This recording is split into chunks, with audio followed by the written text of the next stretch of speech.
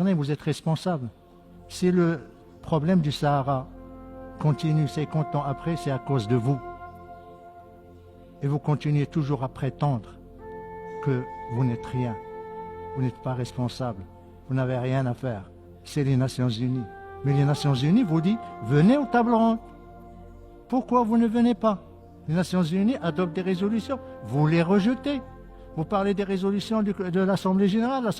Les dernières résolutions depuis des décennies ne parlent pas de référendum.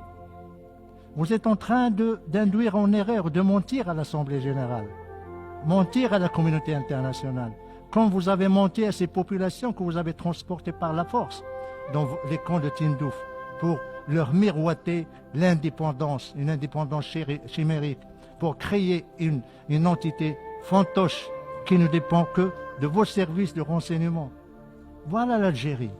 L'Algérie qui présente ses condoléances et qui exprime sa solidarité. Mais en même temps, c'est l'Algérie qui veut saper l'unité du Maroc.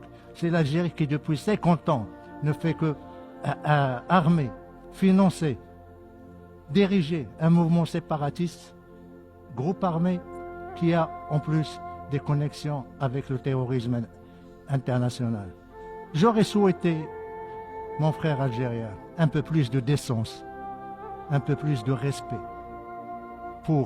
ne serait-ce que pour, c'est pas pour les victimes du séisme récent, ne serait-ce que pour les Marocains qui ont versé leur sang, pour votre indépendance. Mais vous avez la mémoire courte. Nous le comprenons parce que il n'y a pas de principe chez vous. Il n'y a ni le principe de bon voisinage, ni le principe de respect, ni le principe de règlement pacifique des différends, ni le principe, ou plutôt le courage d'assumer vos actes, d'assumer votre politique, d'assumer votre agenda destructeur, déstabilisateur de la région. Voyez autour de vous, qu'est-ce qui se passe? La déstabilisation totale, l'instabilité. La seule frontière qui est stable, c'est le Maroc. Le seul pays qui est stable, c'est le Maroc. Les villes dont vous parlez, nous avons la prétention de dire que le Sahara est un paradis. Oui, un paradis meilleur que les villes en Algérie, où les gens font la queue pour le blé, pour les bananes, pour le lait, pour la farine. Voilà l'Algérie qui dépense des milliards de dollars pour armer un groupe séparatiste, mais qui affame son peuple.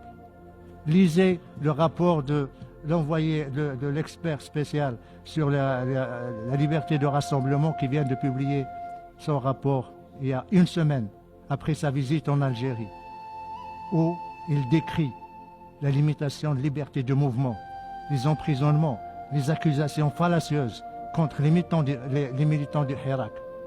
Voilà l'Algérie, voilà la liberté dont vous parlez, voilà l'autodétermination que vous voulez. Laissez votre propre peuple s'autodéterminer avant de revendiquer l'autodétermination aux autres. Quant au Maroc, le Maroc il est dans son Sahara, il le restera jusqu'à la fin des temps. Regardez le Sahara, le progrès et le développement du Sahara. Nous construisons, nous consolidons l'état de droit, nous permettons à tous les Sahraouis, même ceux qui étaient chez vous, maintenant ils gèrent des régions. Les ex du Polisario gèrent des régions, participent à l'exploitation des ressources, à l'état de droit, à la vie politique, économique, culturelle de la région. J'espère, chers collègues, que la prochaine fois, quand vous allez ouvrir votre bouche pour parler du Maroc, vous réfléchissez avant, à 2 reprises.